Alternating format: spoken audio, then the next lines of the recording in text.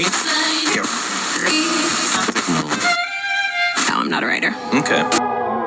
Something is about to break.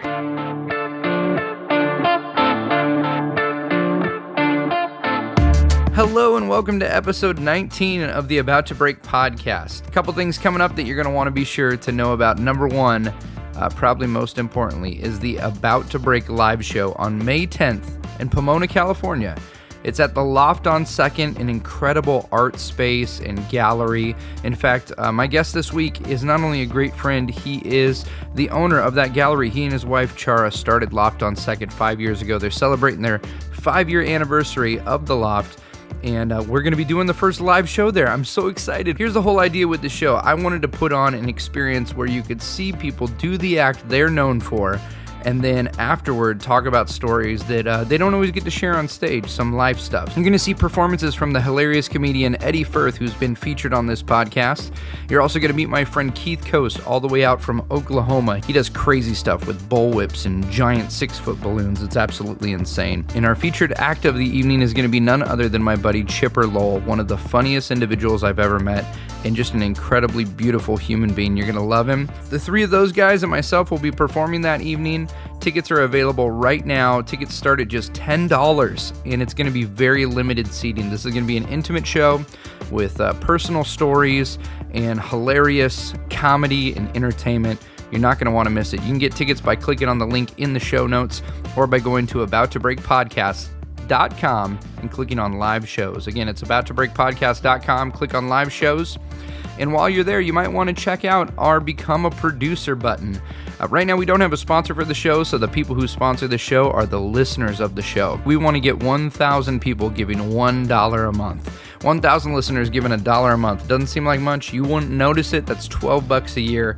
But that $1 a month adds up the more people that are donating. So would you go to abouttobreakpodcast.com, go to the homepage, click on the Become a Producer button, and for as little as $1 a month, you can call yourself a producer of the About to Break podcast. That's right. Put it on your IMDb. I don't care. You need a reference letter? We'll do it.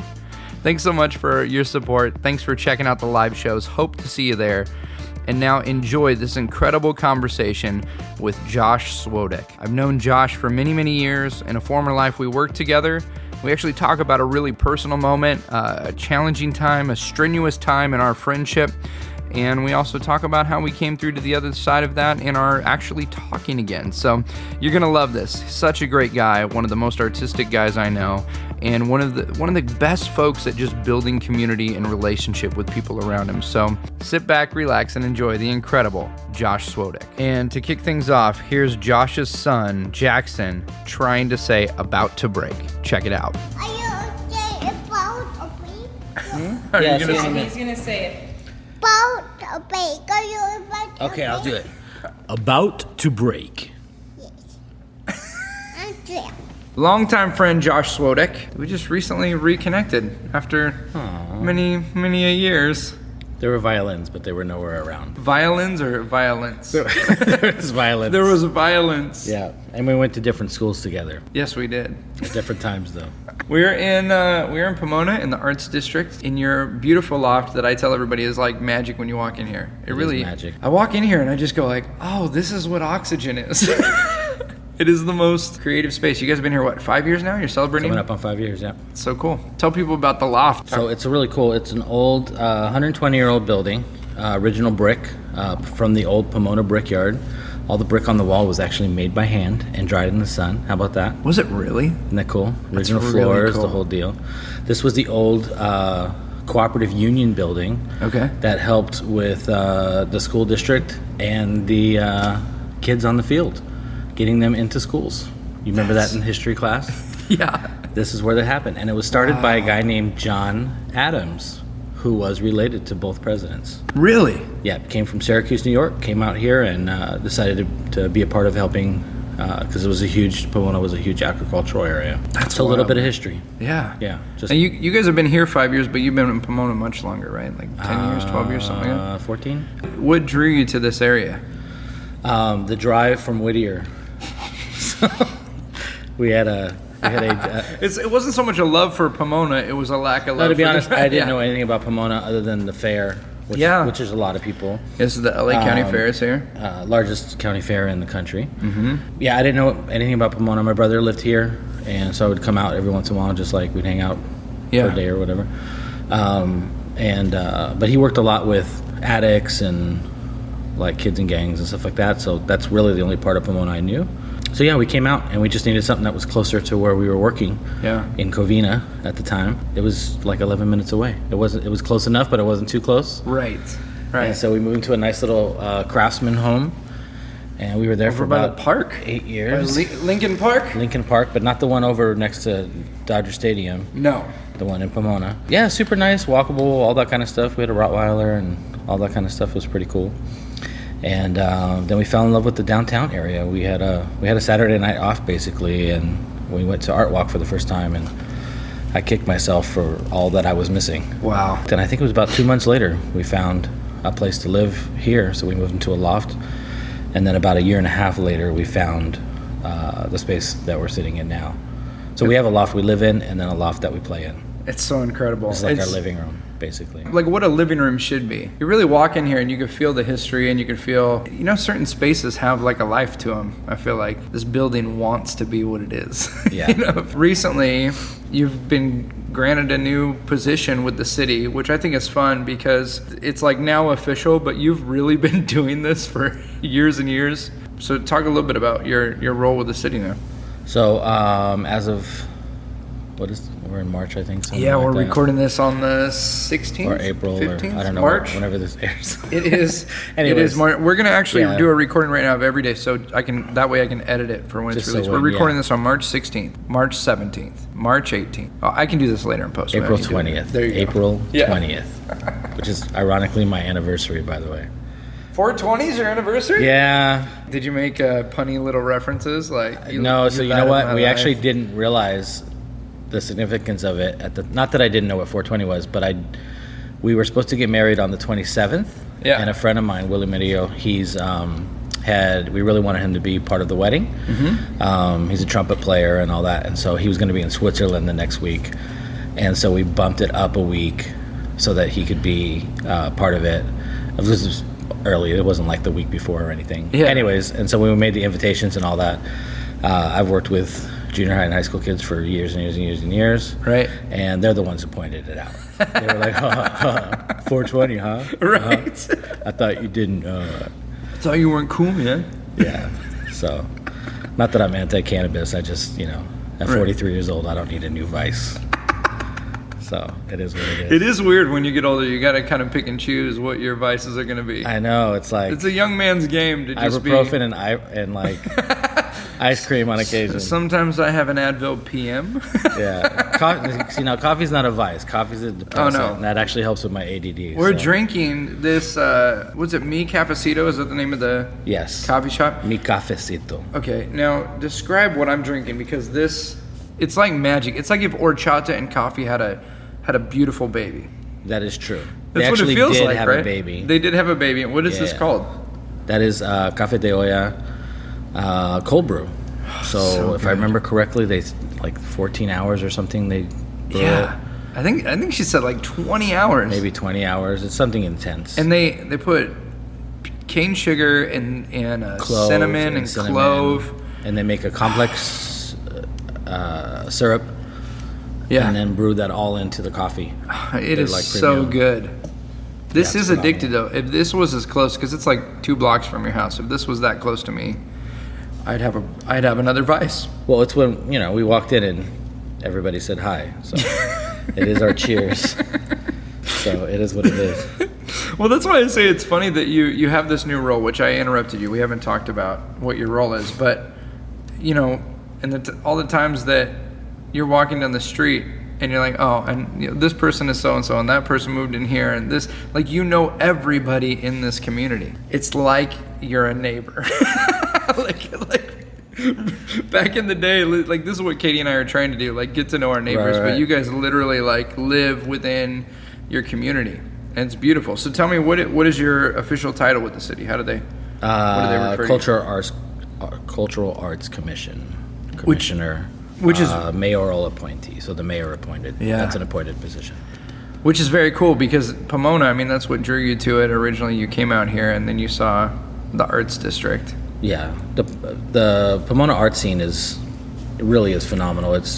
Goes back years and years and years. I do a lot of work. I was technically on the arts committee for Millard Sheets Art Center, which is if you're ever at the fair, LA County Fair, that's the art gallery there at the fair, the museum.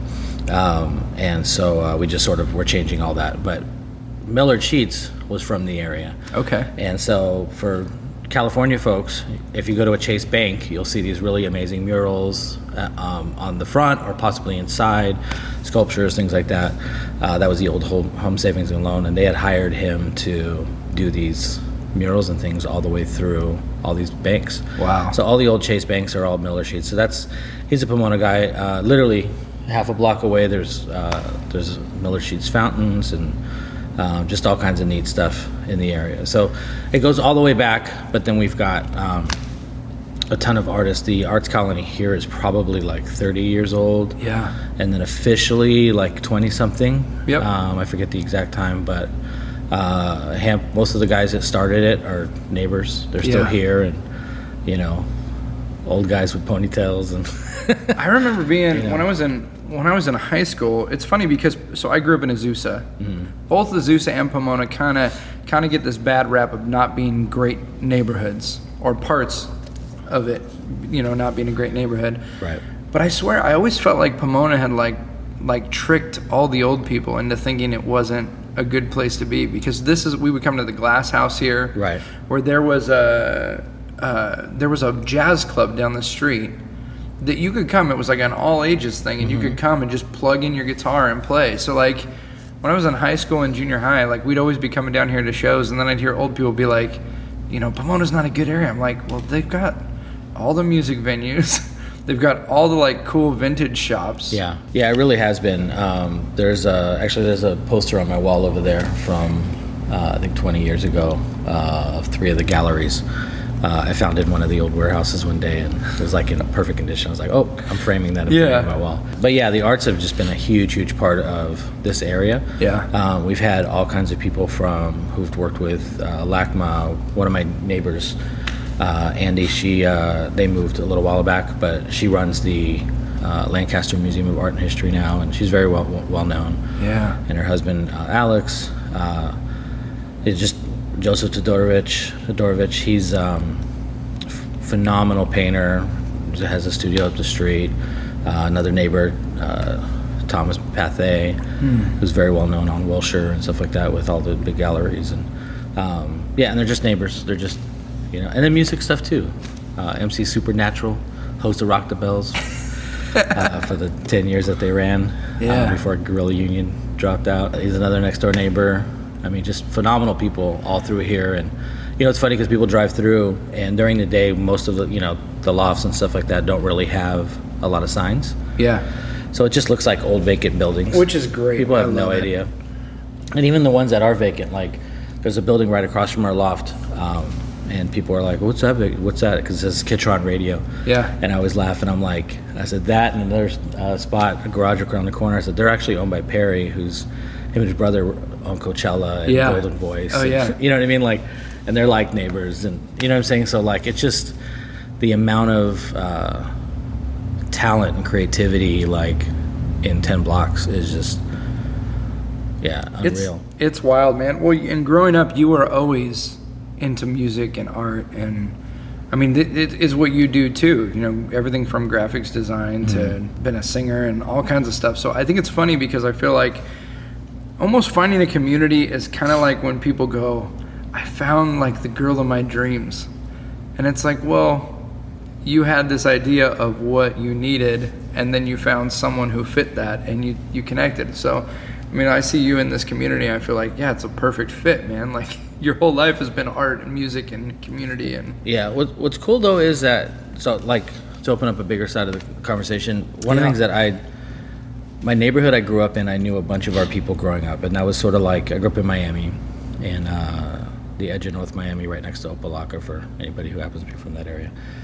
and 134th Street. Basically, like we knew little Bobby around the corner, and we knew what houses we could go to and which ones we couldn't, and we'd ride our bikes everywhere and go to a little flea market up the street and that kind of stuff. My elementary school was literally across the street. So I mean, we just grew up around all our friends, and basically once we left that community, I never found that again. And so it really wasn't, for me, it's not even so much about art. Although that's a huge part of my life. I had not really ever found a community where people were so engaged. And I think part of that is that maybe because art is actually not even all not all my neighbors are artists. I have, there's one of my next door neighbors, like literally next door, is a doctor, but he just loves the community. He loves the neighborhood. There just really was a sense of community. When I lived, when we had our other house, I had maybe like 4 neighbors I knew, and everybody else you got the head nod to. It's funny how now, like, because of position and different things, I'll like get to know people, and I'm like, I lived 1 block over from you, but you didn't know me for 8 years. And now, like, we're all cool. Not that I'm even bitter about that. I'm just saying, like, it's the dynamic. So there was something about the dynamic of this area that people showed up. We pulled in our moving truck. The first day we decided to bring a bunch of stuff. It was a smaller moving truck because we lived up the street. So we did like 4 loads type of thing. But we pulled up, and like 6 neighbors who didn't know us came out rolled up and started like helping, like, what do you need? Well, my name's this, and and it's just literally from day one has been that kind of place. And and we're all workaholics to an extent, so like it's not like we all sit around doing hanging out. It's just like, but it's like there's this common bond of community, even more so than the arts and the creativity and all of that. So it really is a unique neighborhood from that perspective. That I've only seen in a couple spots, and I've been a lot of spots all over the world, and I really haven't ever experienced anything like this. So we lived in a bunch of different places over the past few years, but we were like this close to giving up on finding something like that. And you guys we just had dinner in our place, but like our spot for us, that's what it's been. Like we pulled in day one, met 4 neighbors like that minute, and people helping move in and stuff, and it's just crazy that it's not, I think we kind of get this idea of like, oh, that's old 50s TV show where like all your neighbors, and like there really are places where it is a community. And for me it's so much better, and there's so much more life in it than pull in the garage, close the garage, watch your Netflix, wake up, go to work. Never. Yeah, exactly. Maybe you're cooking a burger and you see somebody once a month or something like that. Like, it's huge. How much of that has affected just you and Char and the family, like having a real community? I'd say it's almost everything. I mean, it was something that I had long for. We have a mutual friend, and I had lunch with him one day years ago, and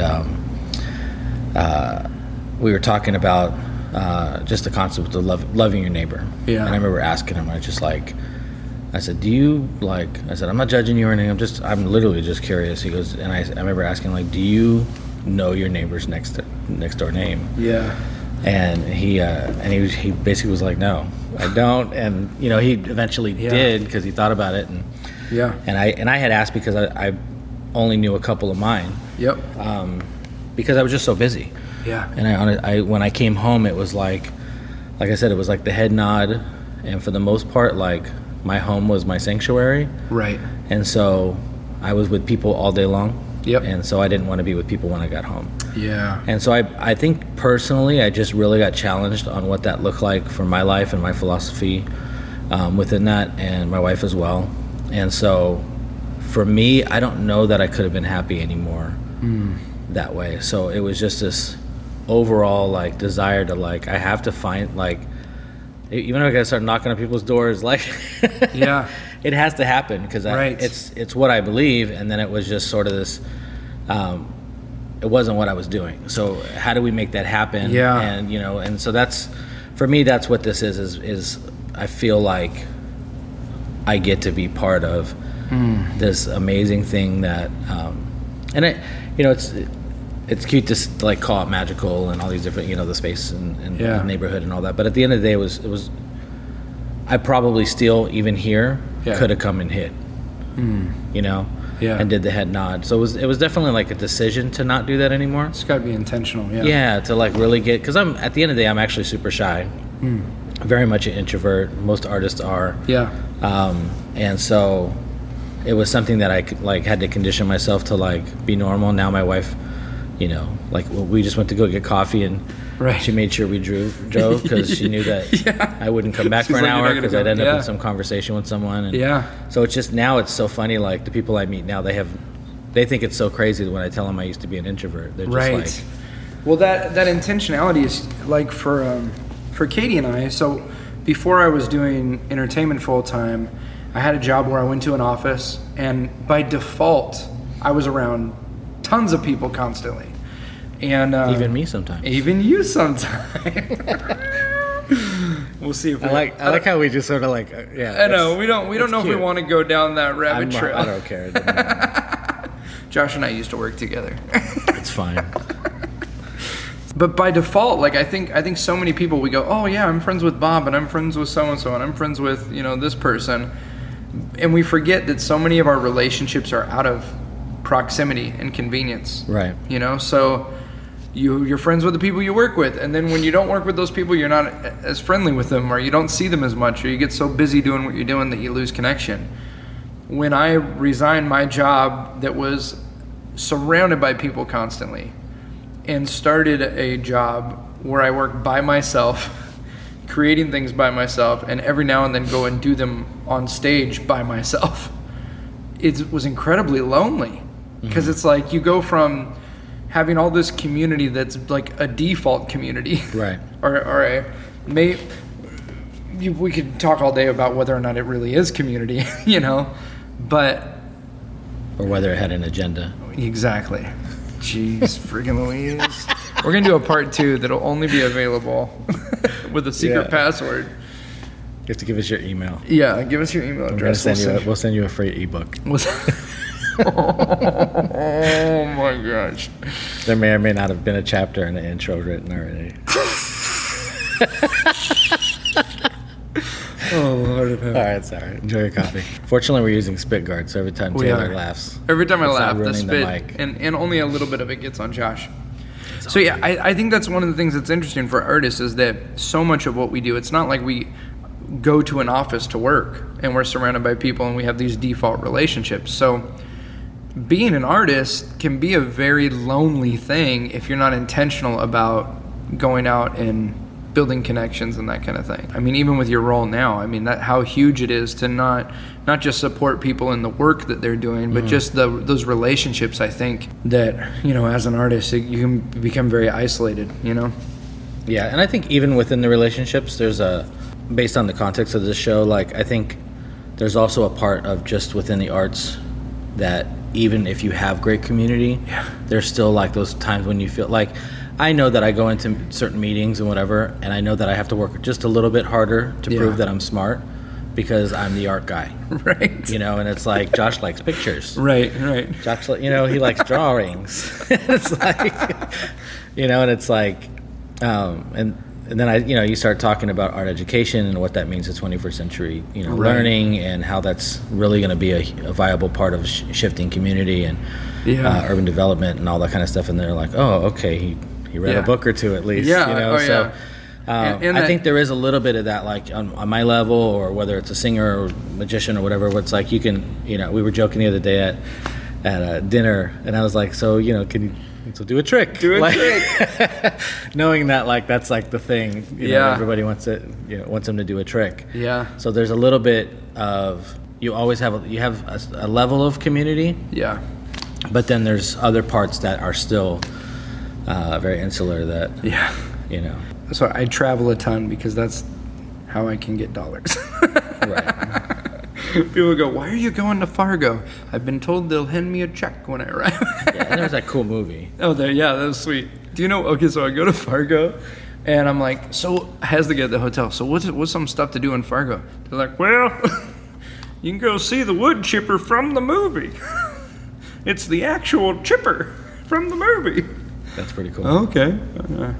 I couldn't. It was covered in snow when I went. Yeah. Oh, so you went. I did go. That's really the point. Yes. Oh, yeah. The point is that I made the journey to the chipper. To the chipper. That was covered in snow. Yeah. I couldn't tell you what Fargo looks like because all I saw was... He's Oh, it's the pausing for a train. train. Yeah, we have a train.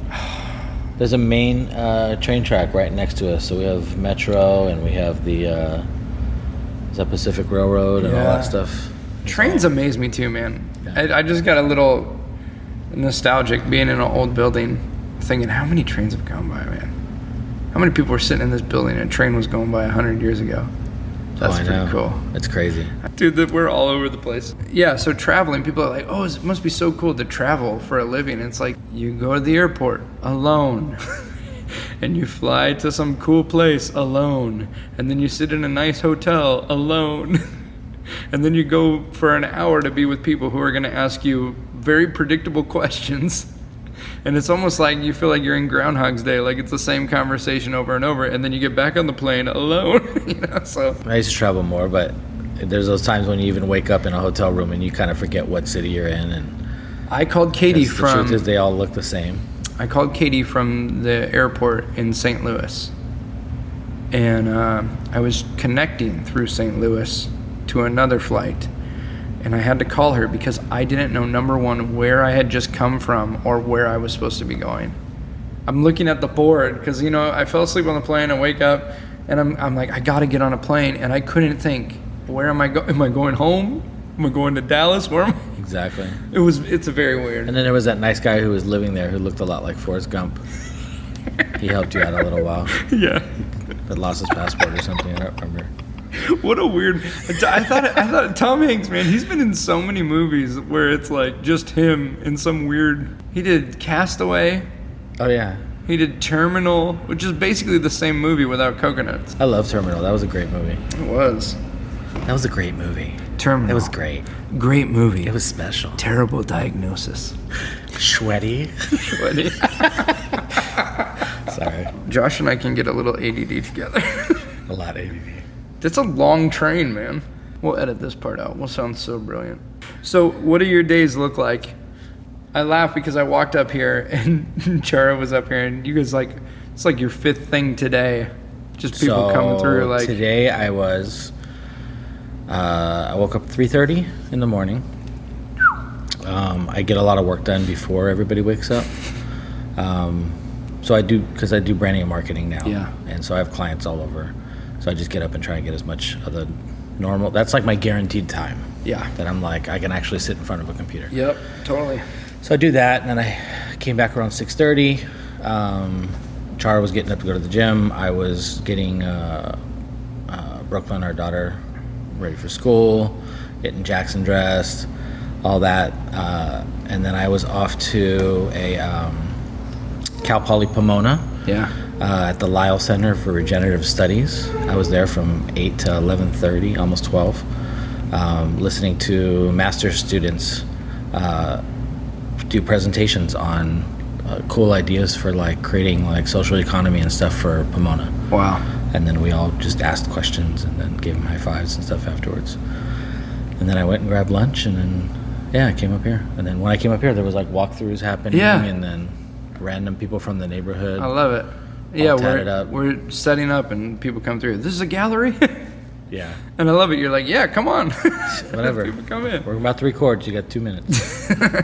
You can stay, but you got to answer some questions about art. So that's just my day. It's just every day's, I literally wake up and almost 3, 4 o'clock every morning. And then at some point within the first couple hours, I look at my calendar because I don't ever remember what I'm supposed to do. And so hopefully it's in my calendar. And then, then we just figure it out. And then throughout that day, like 5 or 6 major things may change. Yeah. And you just wing it. And so. How do you do when you go to look at the calendar and there's nothing there? And you've done your projects? Like those days where you're like, I've done the work I need to do with freelance stuff. I've got no appointments. Is that like a good day for you? Like, do you look forward to that? And I'm kind of setting up the question, and I shouldn't be, but I can't handle those days. Yeah. I really freaking don't know what to do with myself. So I'm wondering, is that, some people are just like, sweet day off. And I'm just like, I don't know how to not be doing something. So I'm always working. Yeah. But sometimes I'm just working in the back of my head. Mm-hmm. But I have to be very intentional to turn that off. Yeah. How do you do it, man? Because I struggle so much with it. I don't know. Mentally, I think I've just learned to refocus. I think I tried to explain to somebody ADD once, and I said it's kind of like standing like in the middle of a really busy freeway, trying to like stare at a line while all these big semis keep going on either side of you. So for me, it's not that I don't see what's on either side of me. It's that I have to be intentional on, like, if I'm focusing on the line right now, then I have to focus on the line. And so that's just a real part of my life. I mean, because otherwise I wouldn't get anything done, to be honest. So I have to, whatever I'm focusing on at that moment in time, I have to be engaged in that, at least 99%. Or 92%, somewhere in there. But but there's always something going on, and I always know it. Yeah. It's not like I forgot, like there's literally always a million ideas. Yeah. Like, and things and stuff that has to happen. I just sort of like intentionally put blinders on. Right. And like have to just like not pay attention. And at 43, I've gotten better at it. Yeah. So if that makes sense. Yeah, totally. I'm curious because I feel like a lot of artists, and I've struggled with this, of feeling like you need to be inspired to be creative. Like you need some sort of muse, or it's like, songwriters will talk about, sometimes I'm not in the right space to do it. But then since I've gotten more involved in comedy, like there's guys, their job is to write comedy. Mm-hmm. Like sit down, write 20 funny lines, and you got an hour to do it. What's your process like? I mean, for me, I feel like it's not always about whether the inspiration is there or not. I really do think that it's about fear. I think that there are thoughts that pop through our head that we're not okay with right now. And so we're looking for someone else. Or we're trying to create something that fits into a specific mold. So I have an artist who, they just got commissioned for a painting, and they know that it has to match so-and-so's couch, and they have a house on the beach.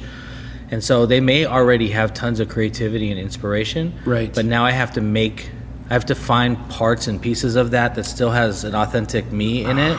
And fit it into this thing that matches a couch. That's so huge. Even with like magic or whatever it is, it's like, it's not like you don't have like a lack of creativity. It's the idea of taking that creativity and now funneling it into like, this golf course magic show that you have to do or whatever, So I'm doing that. So tonight. I think it's a fear concept of like, there's always this like anxiety, and I think that's where people, you find a muse or you find this or what. I mean, I've had long discussions with artists for years about like, can you only write sad songs if you like have like horrible sad, things, or can I look at sadness in other people, or if I felt enough to like write a song that may inspire someone. But then there's also that side of like art for yourself. I think we were talking about this at dinner the other night. Like, I tell a lot of my friends who are artists, I say, whether it's painting or music or whatever, I said, do something that's just yours. Put it in the back. Yeah. Nobody has to see it. Who cares? Maybe you're comfortable with it later on, but it's not even for that.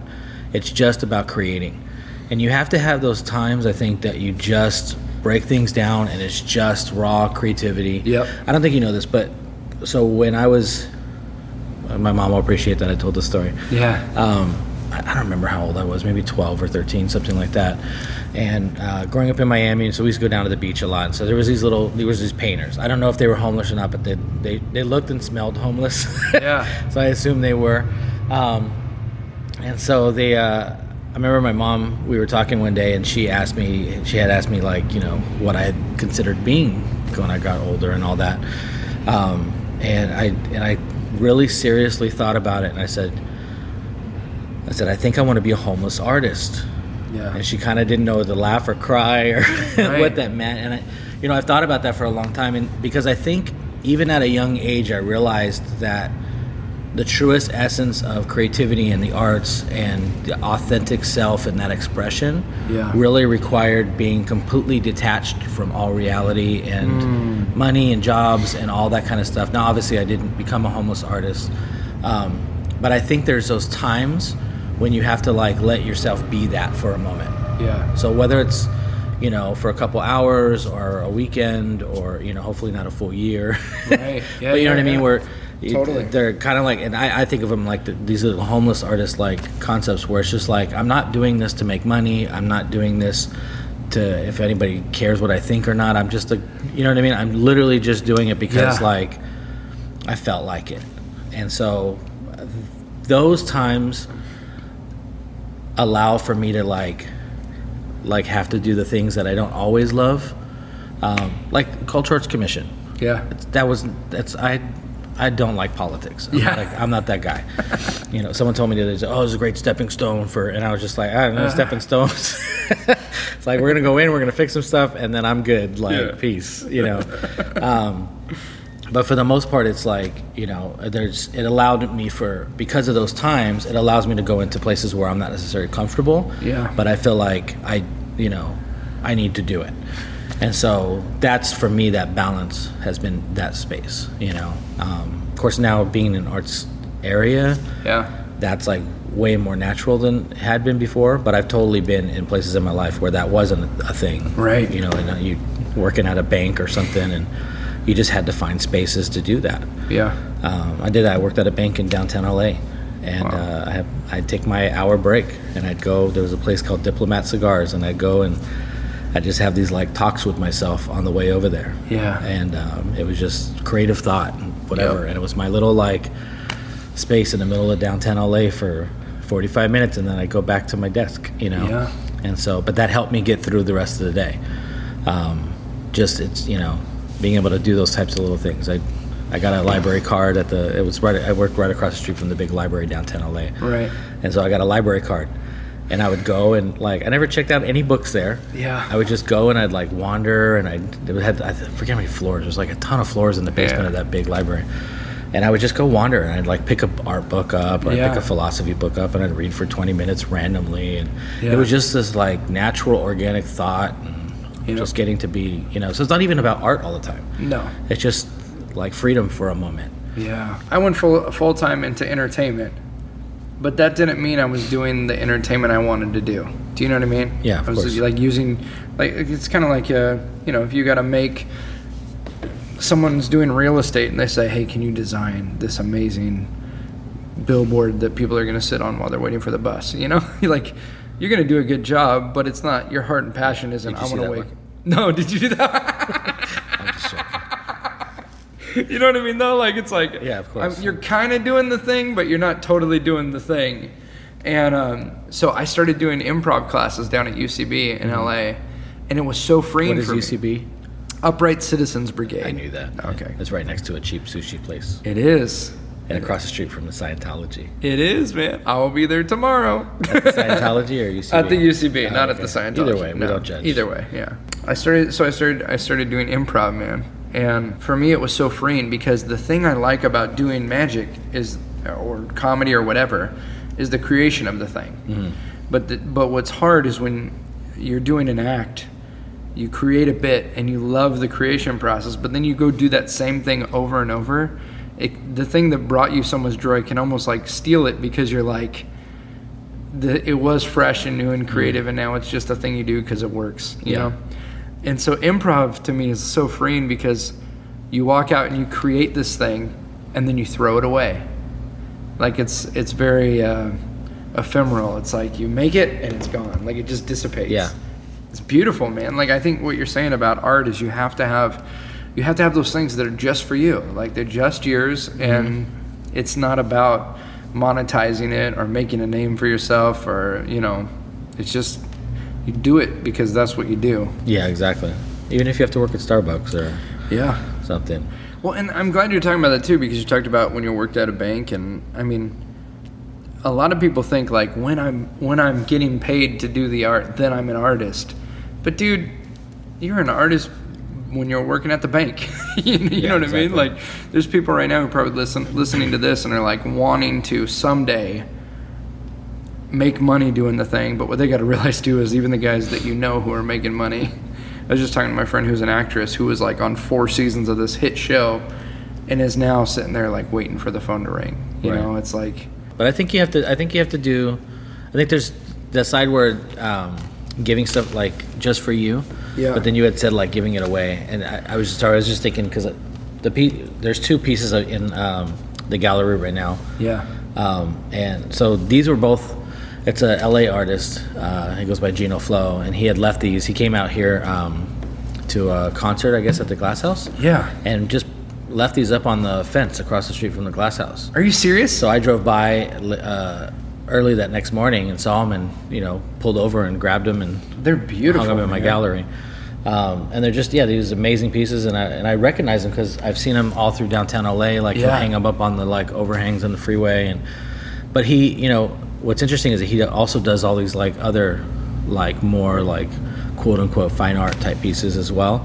But then there's this side where you just give things away. I have actually a bunch of art in here that have found art. I love found art, and so there's artists in the neighborhood here who on purpose will like create something, and they'll just like lay it up next to a fence or a wall or something and hope for I love that. People to pick them up. And some of the artists will put their like Instagram on the back. They like tag me when you get it type of thing. It's just like I don't know, it's cool. So but I think there's different aspects of like just being able to do that kind of thing. I was talking to another friend, we were talking about Chance, the rapper, and that concept of like just creating these mixtapes and putting it out there for free.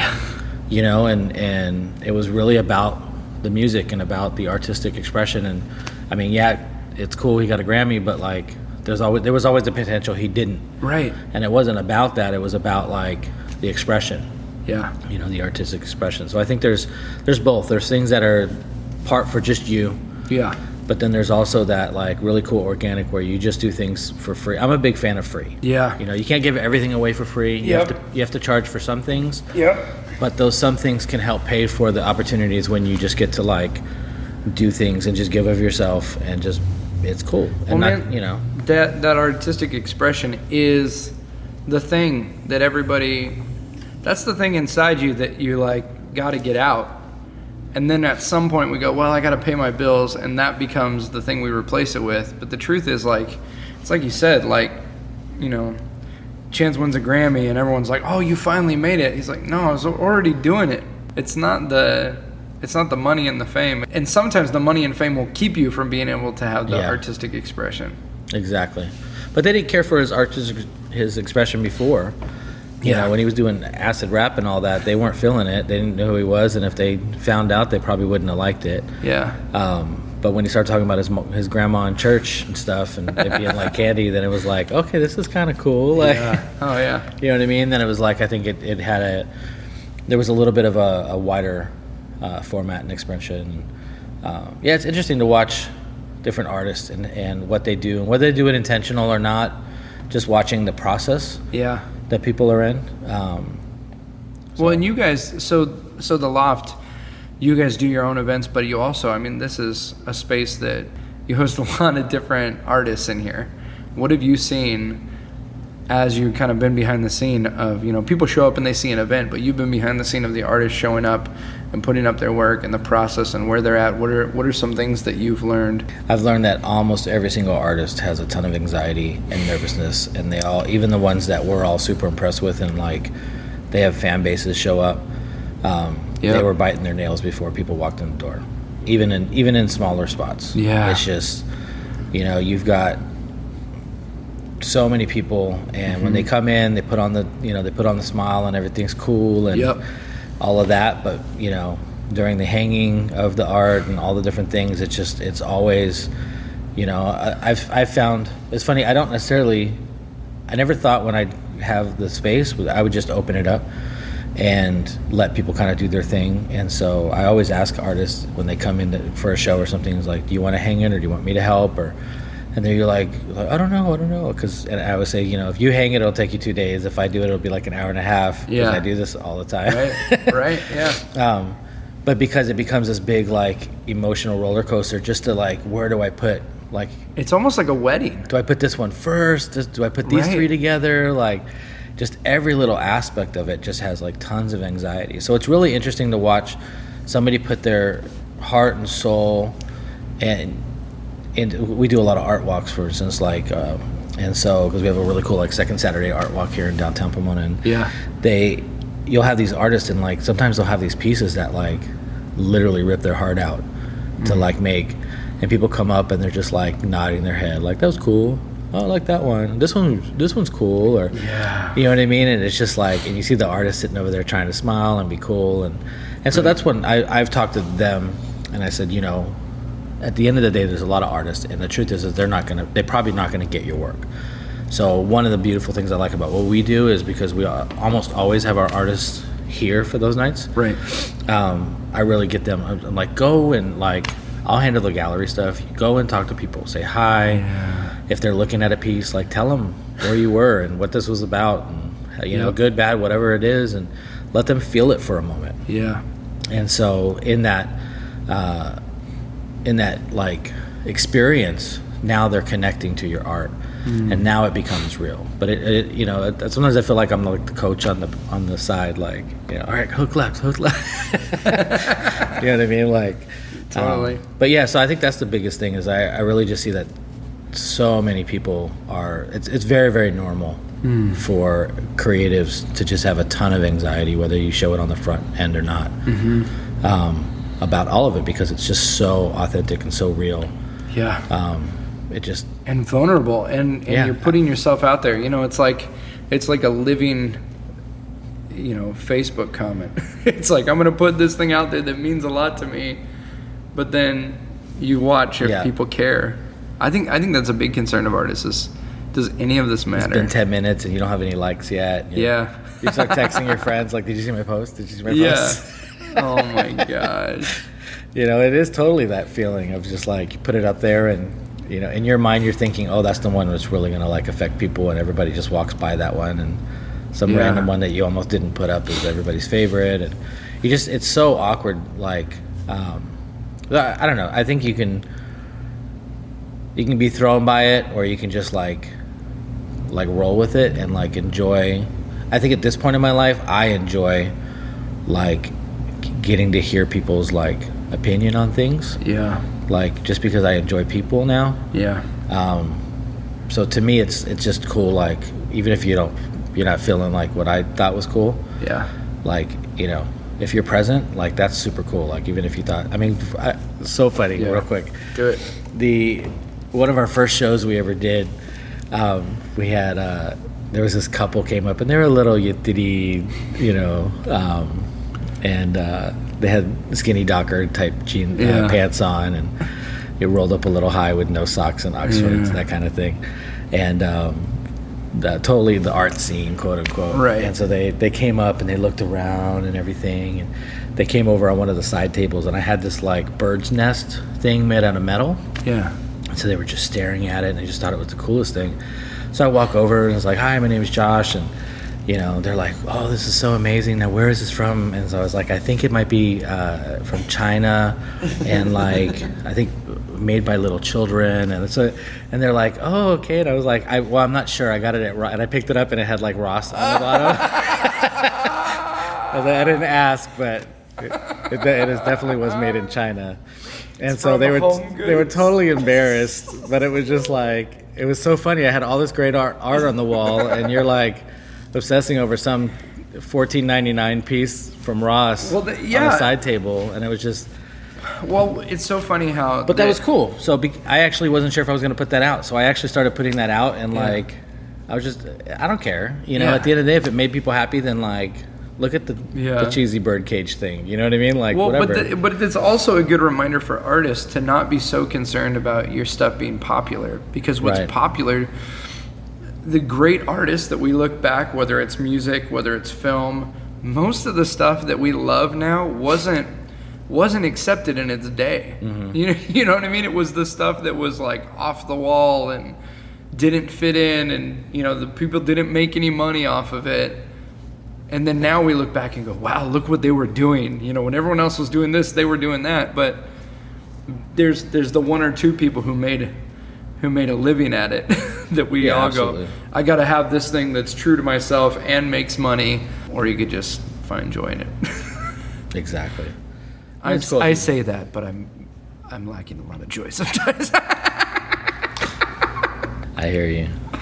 What have we not talked about that we should, other than the elephant, the giant elephant in the room? Dude, I will say this, and then we don't have to talk about this, but we could. So in my old past life that I honestly have been, I've not shared much about at all on this. And anyway, I had a job where it was a job that was supposed to be, you're like the best at loving people, and realized after I left that I wasn't. And Josh and I worked together, and then we didn't. And because I was so busy trying to do the thing that I thought I was supposed to do, for a long time missed out on a good relationship with you. And I just want to thank you, because when I was across the street renting video equipment and saw you, and I had wanted many times to reach out, but just afraid, like, Yeah. There's something about when you are the person who rejects someone and then you're rejected and you're afraid that everybody's going to do to you what you did to them. Mm-hmm. And I just want to thank you, man, for being so loving and non-judgmental in the midst of a very messy time in my life. Yeah. And I did totally judge you for like 2 weeks, but Oh, dude. Well, it's been 3 years, and I'm still judging myself every day. So yeah. But I thank you for that. Like it was a choice you made that you did not have to make. Like, had every right to just say screw you, and was a tremendous gift to me at that time, and even today, just that you would still be open to having a relationship after all that shit. So I appreciate you, and I thank you for that gift you gave me, man. Yeah, you're very welcome. For real. Do we hug or killed the podcast? We need to sing like an old song. No, I think without going too much, I guess, into it, and I'm fine, by the way, whatever you want to. Yeah. But so part of the story was Taylor was actually the one who told me that I couldn't be at this job anymore. It's a nice way to say it. And while he had someone over his back, kind of making sure he followed through with that. And, one of the things that I don't know if we've talked about this, but one of the things that you said that day was that he goes, you basically just said, like, really what it comes down to is your philosophy is not our philosophy. And so as much as that sucked that day, it was sort of like this badge of honor. Yeah. And so my philosophy, that was not the philosophy of the space anymore, allowed for grace and all of that. And so for me, it was just really waiting for, in hopes that, like, you'd see that. Yeah. And so to me, like, seeing you, like, and getting to hang out and all that is because you're not in that philosophy anymore. Yeah. You're where, when I first met you a long time ago. And so it's a different place. And so it's really not as difficult as it would seem. Yeah. Because it's not like I'm having to, like, be cool with, like, that guy, because that guy doesn't exist anymore. Yeah. And so it's just, or maybe some days, I don't know, whatever. But no. We're all dealing with stuff, whatever. I don't know. I don't make everything sound so, like, I know, right? Whatever. There's that old scripture in the Bible about dusting your feet off at the gates. Yeah. I did that day, by the way. I was just like, I walked out of your office and just, like, kind of dusted my feet. Yeah. Like, here, you can keep the dust too. Gosh, man. But it really was never about you. And I think that's just something that, like, in my life, I've had a lot of people who have disappointed, and I think I've just realized that, like, we're all just in this, like, journey, and we're at different places. I think that's one thing, like, in my community here within the arts community, like, there's so many people. Like, I have so many people who have different belief systems, different values, different philosophies of life, and, like, it's not like I'm going to sit down and with my next door neighbor and be like, oh man, we totally see eye to eye. I don't really most of the time, but it doesn't mean that we can't have total community, because I'm okay with where people are at, because I don't feel like I have all the answers either, you know. And I think there's just this freedom of like as long as we're all sort of moving like in the right, you know, direction. Even if you're not in the right direction, I don't even know what's the right direction. Like, right, there's just sort of this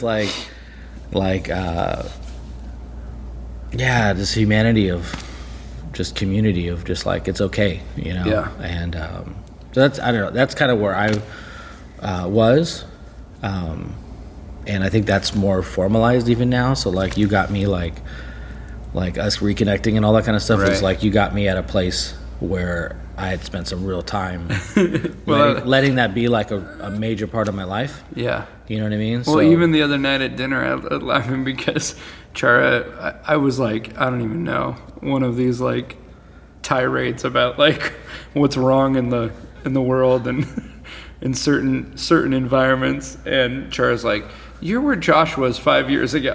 Like, you know, it is a process, and that's one of the things too that I've really struggled with, and why I'm so hesitant to share things is like, I feel like part of it's because for so long I was in a place where you have to present this. It's kind of like Hollywood, I guess. You know, you have to present this, you know, this persona, and I never really fit into it, but I tried to play it, and whenever genuineness came out, I'd be punished. You know, so. Yeah, but I'm also realizing, and this is why I think it's kind of fun that Chara said that, is I realize I get that. I mean, hopefully I don't feel the same way about things 5 years from now as I do right now. You know, I'm grateful, thank God, that I don't feel the way today that I did 5 years ago. You know, but I think it's real for everyone. I mean, I was trying to think of like how to bring this back into, you know, the concept of the show, right? And you know, artists and entertainers and just whatever, all these different things. And so, but I really do think like disappointment is real.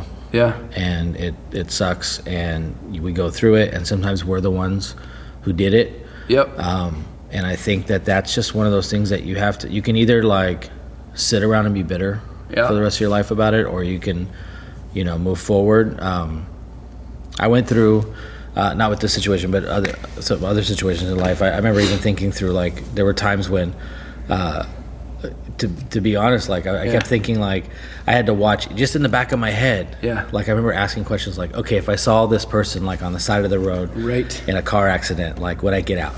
Yeah. And I started with no. Yeah. Like, maybe I'd hit the car. Yeah. Did I cause the accident? Yeah. To was like eventually, I cut their brake line? And of course they have no idea that I'm going through this process. Right. They don't even know I exist probably anymore. And so, but just going through this process, and it was like to the point where I got to the, you know, where I was able to say like, no, I'd get out, you know. But it started with, well, I'd call 911 on my way somewhere else. Like maybe I wouldn't stop, and then eventually I was like, no, I'd get out. And so I personally like was adamant about pushing myself to a point where I knew that within my philosophy of life that like I should get out, but I was okay with being honest about the fact that I didn't feel like it, if that makes sense. Yeah. So like, but I knew that I had a goal in mind of getting emotionally to a place where like I felt like I could do that. Yeah, that's good. And so I think that's for me just where I've been, whether it's, you know, within the arts and different things like that, like, there's been huge disappointments and ideas I've had and what things I've wanted. And, and so I think there's just those places where you have to be real about where you're at. Yep. But you also have to have like a goal based on, you know, what you want. Yeah. And so I've let what I want dictate my life more than where I'm at, if that makes sense. Totally. Yeah. Man, thank you for doing this. This is good stuff, dude. It's very cool. I know there's like 27 other things we could talk about, so we'll need to do this again soon. We'll do part 2. And then some of these could just be for, you know.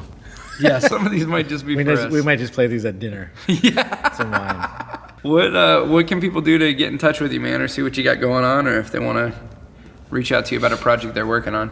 Loft on Second, loftonsecond.com, LOFTON2ND.com. That's the gallery. You can get us through there for the most part. Cool. Yeah, that would be cool. Awesome. Be sure to check out longtime to get a hold of Josh and Chara and all the work that they're doing at the Loft. And be sure to come visit us at the Loft on May 10th for the About to Break live show. You can get your tickets right now by going to abouttobreakpodcast.com, clicking on live shows, or clicking on the link right here in the show notes. Tickets are limited. Don't wait. Get yours now.